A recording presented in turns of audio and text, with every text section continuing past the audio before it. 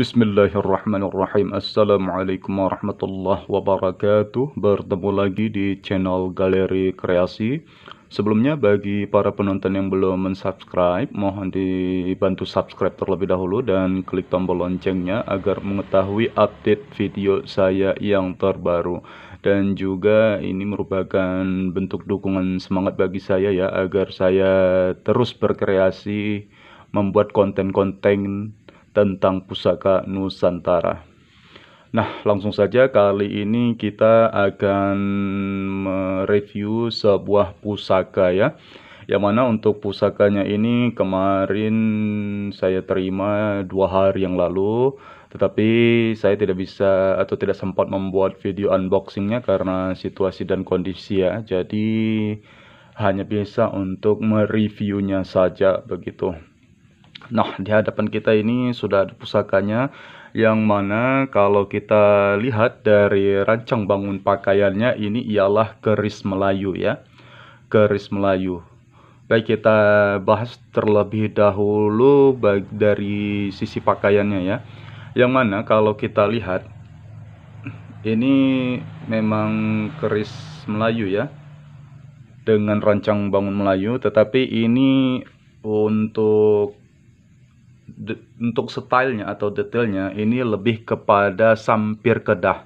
Sampir itu bagian atas yang ini ya, yang mana itu membentuk seperti kapal begitu, atau sampan.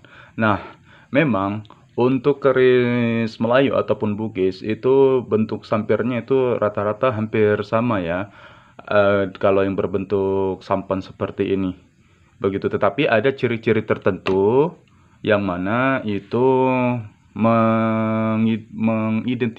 mengidentifikasikan bahwa sampir atau pakaian ini merupakan ciri khas dari wilayah tertentu begitu. Contohnya seperti ini style Kedah begitu, Melayu Kedah.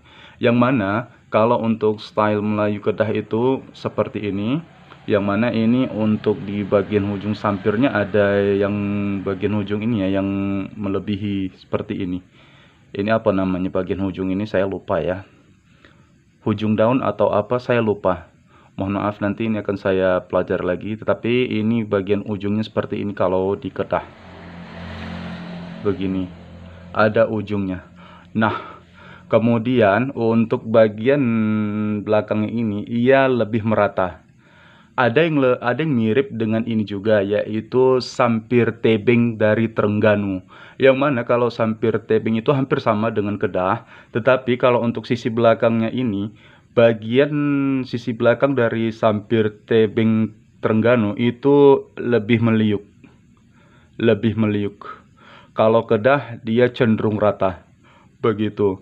Dan ada lagi style Kedah yang lain itu seperti ini juga, tetapi di depannya juga hampir sama seperti ini, artinya semacam persegi panjang.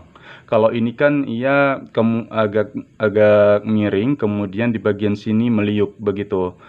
Dan ini juga termasuk Kedah juga, tetapi ada juga style Kedah yang lain yang mana ini lebih lurus, yang mana di sebelah sini di bagian depan sampir ini ia lurus. Kemudian tidak meliuk, dia lurus seperti ini, hampir sama dengan bagian belakang. Ada juga yang seperti itu begitu. Itu untuk pembahasan bagian sampir. Dan ini ialah batang seruna ya, dan ini kasut atau sepatu, sama dengan kaidah pakaian Melayu yang lainnya begitu ya. Kalau untuk kayunya ini saya tidak paham ya, ini kayu apa ya, karena saya tidak tahu untuk jenis-jenis kayu begitu. Dan untuk dari polesannya sendiri ini sangat presisi ya, sangat simetris. Yang mana ujungnya di sini ada seperti tulang, yang sisi kiri ataupun kanan itu sama besar dan panjangnya. Begitu juga yang di depan.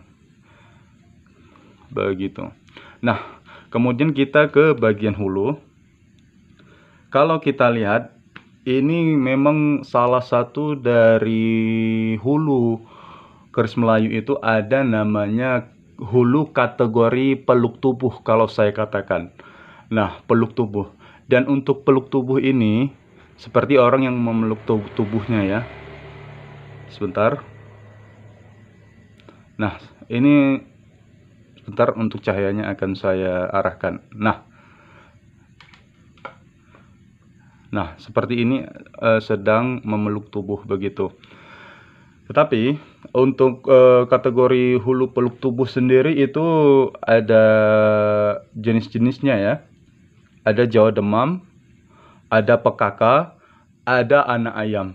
Nah, kalau yang ini ia bukan Jawa demam tetapi lebih kepada PKK, yang mana PKK itu memang lebih panjang begitu. Kemudian kalau yang lebih pendek itu namanya Jawa demam. Ada yang lebih pendek lagi untuk bagian kepalanya ini sekitar segini, itu anak ayam begitu. Jadi kalau untuk kategori peluk tubuh ini ada PKK, Jawa demam, dan anak ayam. Kalau yang ini PKK. Dan ini untuk hulunya ini kalau saya taksir ini dari kayu saw, kayu pohon saw yang cukup keras ya, dan untuk ukirnya juga detail, sangat detail. Baik, lanjut kita kepada di dalamnya, di bilahnya. Bismillahirrahmanirrahim. Nah, ini untuk bilahnya sendiri ialah look 3. 1, 2, 3. Look 3 yaitu jangkung ya, lebih dikenal dengan jangkung begitu. Dan untuk ganjarnya ini atau ganjanya ia iras, bukan terpisah tetapi iras begitu. Dan untuk panjangnya sendiri ini bukan size selit ya, tetapi keris, lebih kepada keris tarung ya, yang mana untuk panjang dari bilahnya ya ke ujung ganjar atau ganja itu sekitar 37 cm. Kalau di bagian belakang ini, ganjar yang bagian belakang, nah memang idealnya memang harus diukur dari bagian belakang ini ya, itu sekitar 38 cm begitu. Dan untuk kerisnya ini ialah keris baru. Jadi begini, seperti yang saya informasikan pada video-video saya sebelumnya, bahwasannya kita boleh fanatik dengan keris yang antik ya atau sepuh, tetapi kita jangan lupakan juga atau kita tidak boleh anti dengan keris-keris kontemporer ataupun baru. Sebab dengan kita menghargai keris-keris baru atau kontemporer, itu juga merupakan upaya kita untuk menjaga eksistensi atau kelestarian pusaka tersebut. Sebab untuk yang antik dan sepuh itu lama-kelamaan kan bisa hilang atau rusak ya kalau kita tidak pandai merawatnya. Dan itu kalau kita hanya fanatik dengan yang antik atau sepuh, bagaimana dengan keberadaan para pandai atau empu kita dan pusaka kita? Tentunya itu akan semakin sedikit begitu. Jadi dengan didukung pusaka-pusaka kontemporer, itu juga akan menjaga kelestariannya. Jadi kita jangan alergi dengan keris-keris kontemporer ataupun baru, asal untuk garapnya itu baik dan bahan yang digunakan juga baik begitu. Jangan yang kodian ya ataupun koden. Kodian itu di orang Melayu lebih mengenalnya dengan kodian ya, kalau di Jawa dikenal dengan keris-keris kodian. Jangan, asalkan bahannya bagus, kemudian garamnya juga baik, itu perlu juga untuk kita lestarikan keris-keris kontemporer. Nah, seperti yang kita ketahui bahwasannya ini looknya 3, yang mana itu lebih dikenal dengan jangkung. Nah, jangkung itu sendiri itu memiliki filosofi perlindungan, pengayoman, kemudian harapan, yang mana untuk pada intinya keris jangkung ini mengajarkan kita atau menjadi nasihat di dalam diam untuk kita, yang mana itu agar harapan kita semoga terwujud dengan menjaga hubungan kita secara horizontal dan vertikal atau penyesuaian terhadap dunia maupun akhirat, begitu ya. Jadi ketika kita sudah bisa menjaga hubungan kita yang baik antara dunia serta akhirat, itu tentunya pengayoman, perlindungan, dan harapan kita akan tercapai, begitu. Jadi apabila kita dekat dengan Tuhan, itu tentunya segala sesuatunya itu akan lebih mudah ya. Nah, kalau di dalam kebudayaan Melayu sendiri, ini untuk keris luk tiga, yang mana kalau untuk Melayu itu kan identik dengan Islam. Jadi untuk Melayu sebelum terbentuk kesultanan, yang mana itu masih era Hindu-Buddha ya.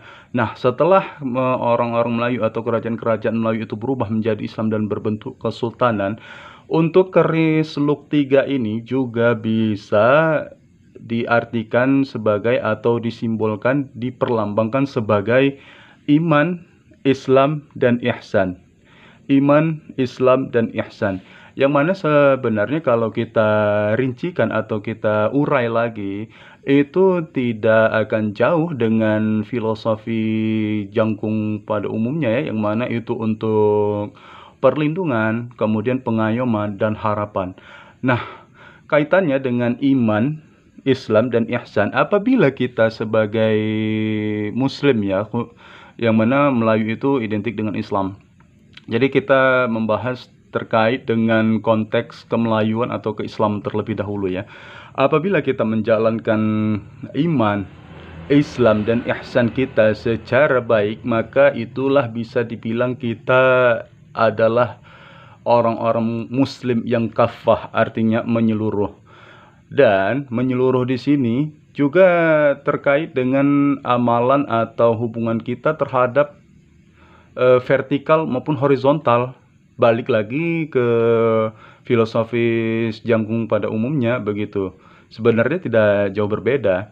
Yang mana iman, Islam, dan ihsan itu terdapat amalan-amalan atau istilahnya ritual-ritual kita terhadap yang kita lakukan kepada Tuhan ataupun terhadap sesama ataupun alam. Jadi itu tidak jauh beda sebenarnya, begitu. Nah, kemudian kita lihat ini ada pamor ya. Pamor ini kalau kita lihat, ini kalau menurut saya, kalau ada perbedaan pendapat itu boleh-boleh saja ya, dan bisa diinformasikan juga ke saya di kolom komentar, tetapi dengan bahasa yang santun ya. Nah, kalau menurut saya ini pamor bingkai. Pamor bingkai atau yang lebih dikenal dengan wengkon. Pamor bingkai atau yang lebih dikenal dengan wengkon. Yang mana ini di pinggirnya berbentuk seperti bingkai ya, yang menyerubungi bagian dalam bilah ini, begitu. Nah, untuk pamor bingkai atau wengkon ini ada dua, ada wengkon saja, ada wengkon yang berisi atau lebih dikenal wengkon isen. Kalau wengkon, dia hanya pamor yang berupa bingkai di pinggir seperti ini tanpa ada pamor di dalamnya, tidak berisi. Kalau wengkon isen itu pamor wengkon yang mana di dalamnya juga terdapat pamor ya. Nah, kalau menurut saya ini ada dua pamor ya, yang mana untuk pamor pertama itu wengkon isen, kemudian di sini kita lihat ada pamor Raja Gundala atau yang lebih dikenal dengan Rojo Gundolo, yang mana ini berbentuk seperti makhluk ya. Yang mana kita ketahui bahwa untuk pamor Raja Gundala atau Rojo Gundolo ini ialah pamor tiban atau pamor yang tidak dirancang ya. Jadi itu prosesnya tidak dirancang, kemudian setelah selesai dia membentuk simbol-simbol tertentu seperti manusia, hewan, ataupun siluman atau makhluk-makhluk lain ya, begitu.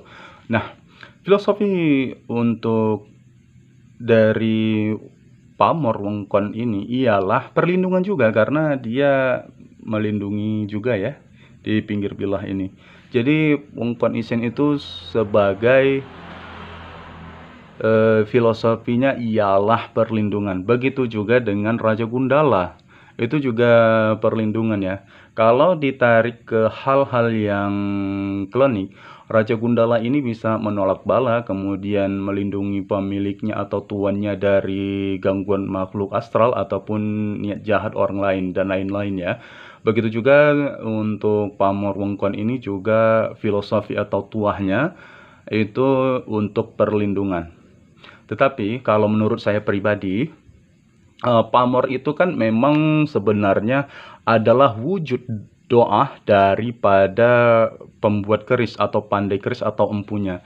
Jadi kita sebagai pemegang, apabila kita tidak mengakselerasi tingkah dan perbuatan kita dengan doa yang dibuat, doa yang diwujudkan, doa yang dipanjatkan para pandai keris yang diwujudkan dengan bentuk pamor.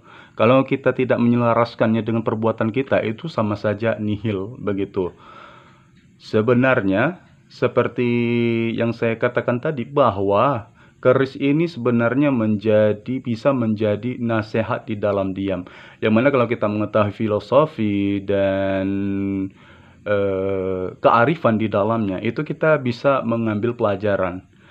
Jadi kalau kita tahu, oh Pamor Wong Kuan ini dan Raja Gundala ini ialah perlindungan. Apa yang harus kita lakukan untuk mewujudkan doa daripada empu tersebut? Yang mana kita harus menjaga hubungan baik kita kepada sesama begitu, dan juga kepada Tuhan. Jadi dengan begitu perlindungan dan pengayoman serta terkait dengan pamor kerezekian itu dapat kita rasakan begitu. Jadi menurut saya pamor itu ialah wujud doa daripada empu yang harus kita akselerasikan, harus kita sesuaikan dengan perbuatan kita begitu. Itu kalau menurut pendapat saya ya. Jadi kurang tepat juga kalau kita beranggapan oh pamor ini sebagai kerezekian. Apakah rezeki itu akan datang kalau kita tidak bekerja? Kan tidak juga. Oh pamor ini sebagai perlindungan. Nah, apakah perlindungan itu kita dapatkan kalau kita ke sesama manusia itu sembrono atau sembarang atau suka menyakiti? Tentu orang akan menaruh dendam begitu. Jadi harus kita sesuaikan juga dengan pribadi atau sikap kita begitu. Nah, sampai di sini dulu video kali ini. Terima kasih sudah menonton. Jangan lupa sekali lagi untuk klik subscribe dan tombol loncengnya ya, agar mengetahui update video saya terbaru dan sebagai penyokong semangat saya. Sampai di sini dulu. Terima kasih. Assalamualaikum warahmatullahi wabarakatuh.